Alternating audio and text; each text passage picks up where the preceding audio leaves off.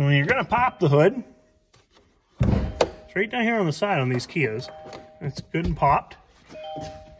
And you put your hand down here, you kind of see it.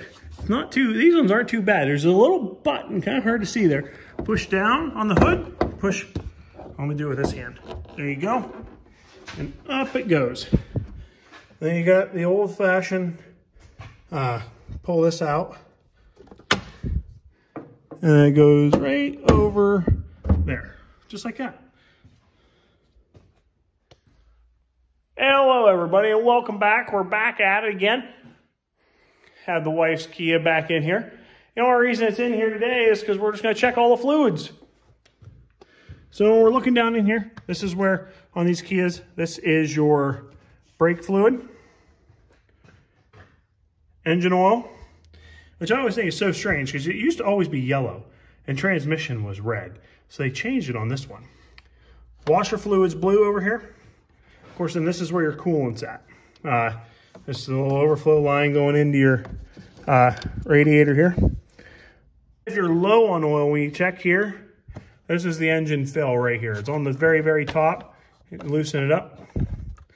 So on here, click. This car takes 5W20. Okay.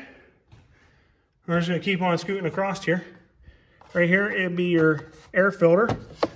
So you pull it out, turn these down like that. And that's how you pull it out.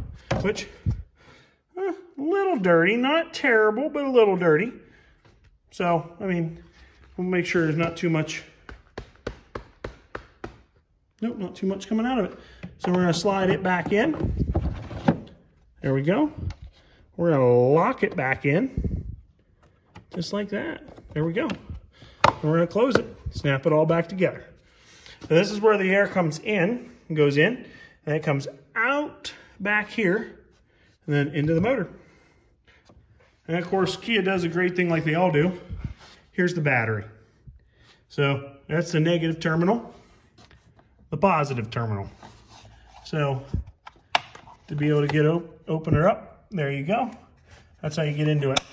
But unfortunately, if you gotta change your battery, you gotta take this off in order to get to this.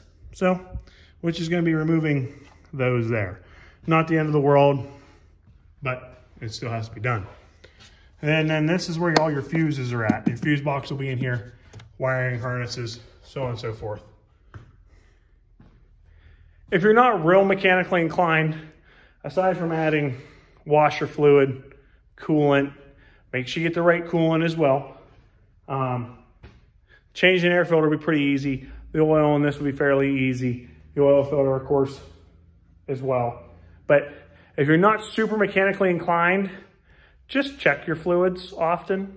Make sure you know where things are at. I wouldn't suggest maybe for some to change said fluids, but make sure they're all within normal working limits. Everybody that owns a vehicle needs to know where those limits are at. And these are actually pretty simple. I mean, minimum, maximum.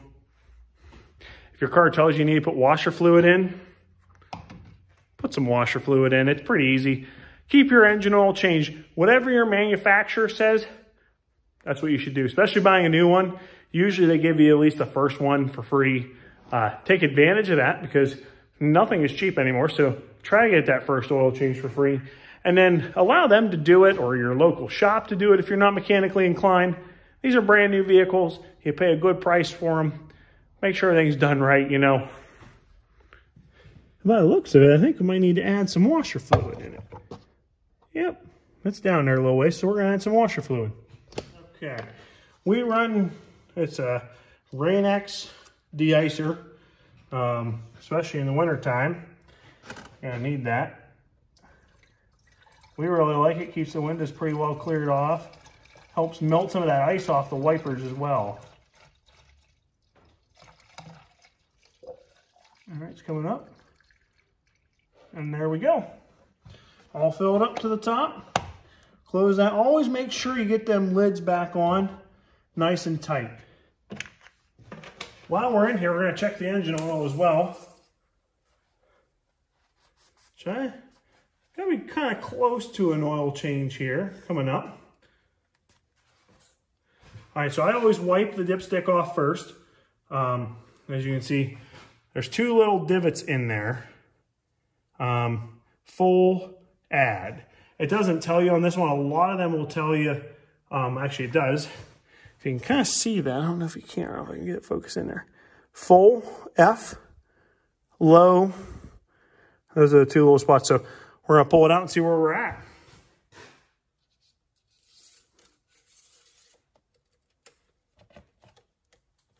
Okay.